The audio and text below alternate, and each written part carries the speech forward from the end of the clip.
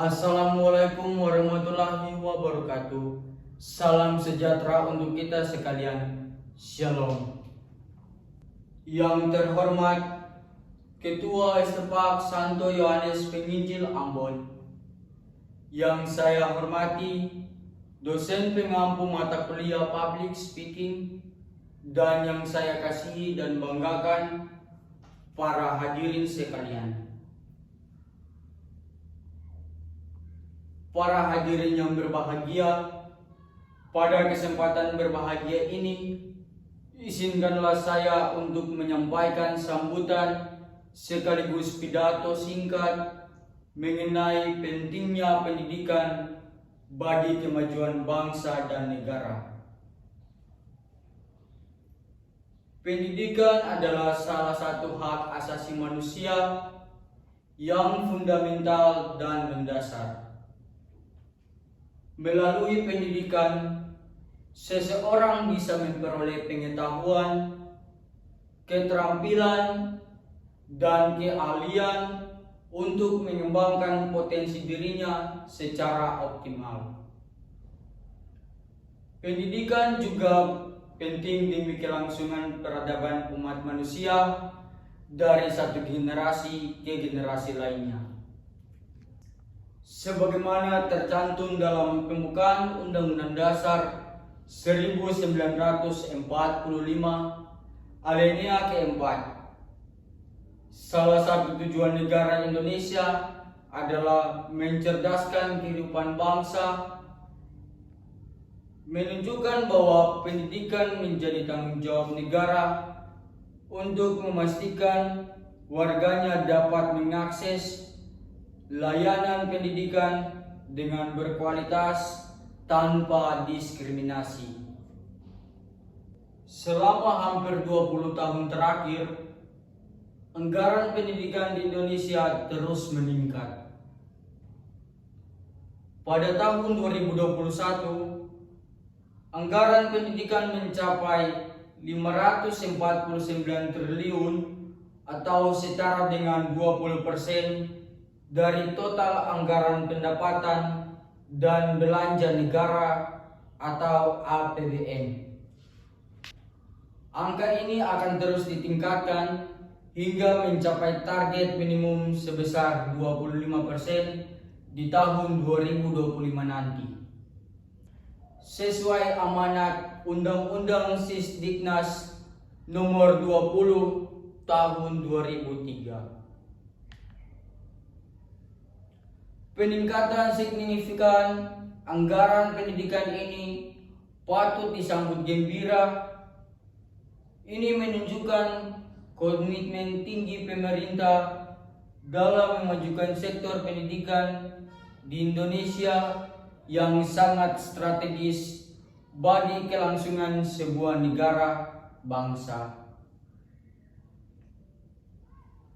Sebagai perbandingan, data UNESCO pada 2019 menunjukkan rata-rata belanja pemerintah di dunia untuk sektor pendidikan adalah sebesar 15%.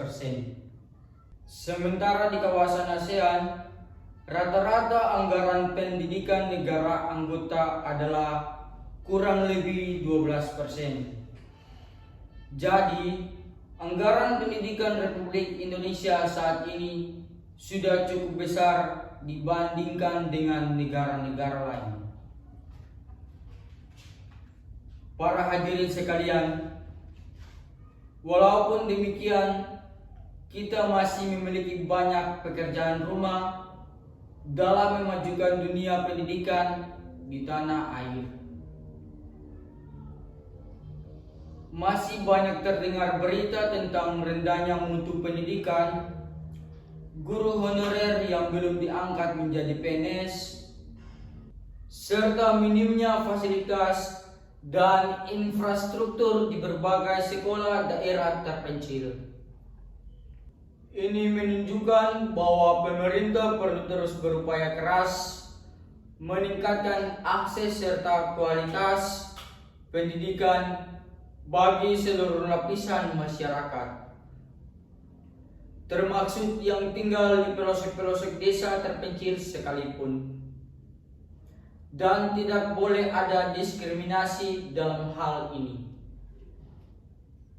Hadirin yang berbahagia, saya ingin menekankan bahwa peningkatan kualitas pendidikan bukan hanya tanggung jawab pemerintah, tetapi peran aktif dari segenap lapisan masyarakat sangat diperlukan.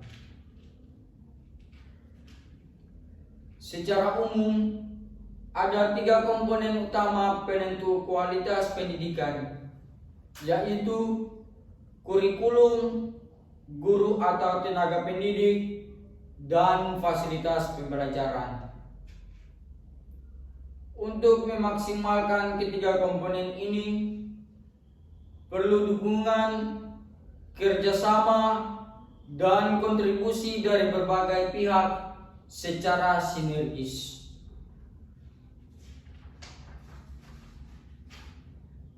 Saya yakin dengan adanya komitmen bersama antara pemerintah, sekolah, orang tua murid, dan masyarakat sipil, serta dalam dunia usaha, kita mampu memajukan pendidikan di Indonesia lebih baik lagi ke depannya.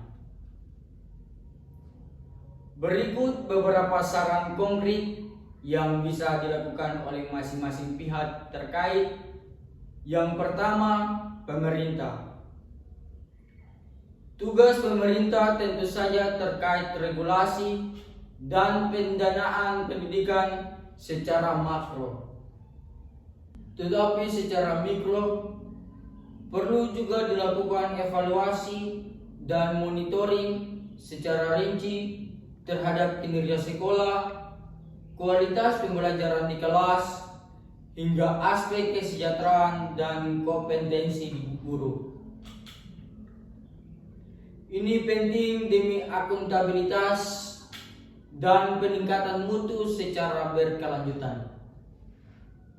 Yang kedua, sekolah dan guru. Peran guru sangat besar dalam menentukan keberhasilan pembelajaran di kelas yang bermuara pada kualitas output siswa. Guru harus memiliki kompetensi dan dedikasi yang tinggi dalam mengajar.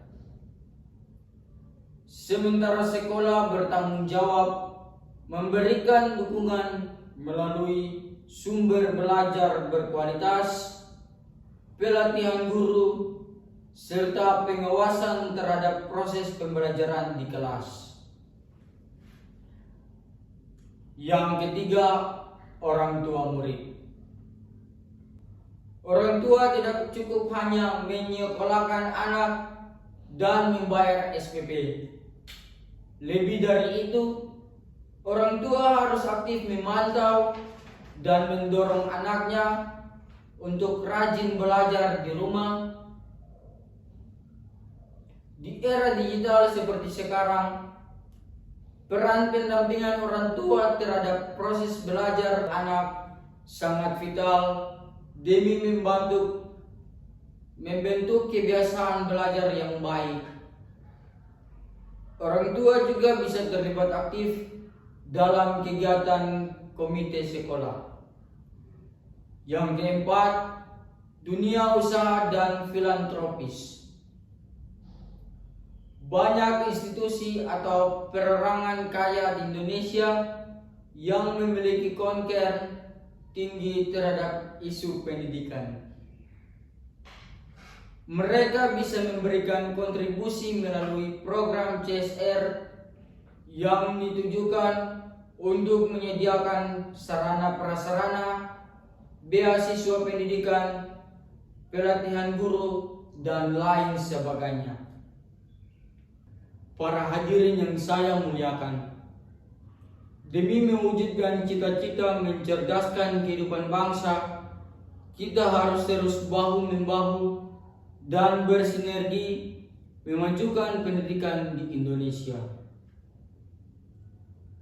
Tidak ada jalan pintas bagi bangsa ini untuk dapat mengejar ketertinggalan selain melalui peningkatan kualitas pendidikan secara merata untuk seluruh lapisan masyarakat. Dengan berbekal sumber daya manusia yang unggul serta kompetitif, kita optimis bisa sejajar dengan bangsa-bangsa maju lainnya dalam waktu dekat ini. Karena itu, tidak ada kata menyerah untuk terus memperbaiki kualitas pendidikan Indonesia ke depan. Itulah beberapa hal yang dapat saya sampaikan pada kesempatan kali ini. Tidak lupa saya mengucapkan banyak terima kasih dan penghargaan setinggi-tingginya kepada seluruh pihak yang turut berkontribusi dalam bidang pendidikan. Semoga Tuhan senantiasa melindungi setiap upaya kita yang tulus diniatkan untuk kemajuan bangsa melalui pemajuan pendidikan di negeri tercinta ini. Tidak lupa saya mengucap banyak terima kasih dan penghargaan setinggi-tingginya kepada seluruh pihak yang turut berkontribusi dalam bidang pendidikan. Semoga Tuhan senantiasa melindungi setiap upaya kita yang tulus diniatkan untuk kemajuan bangsa melalui pemajuan pendidikan di negeri tercinta ini. Demikian kiranya yang bisa saya sampaikan. Kurang lebihnya saya mohon maaf jika ada kata yang salah, dan atas perhatiannya saya ucapkan terima kasih yang sebesar-besarnya. Akhir kata saya, wassalamualaikum warahmatullahi wabarakatuh. Shalom.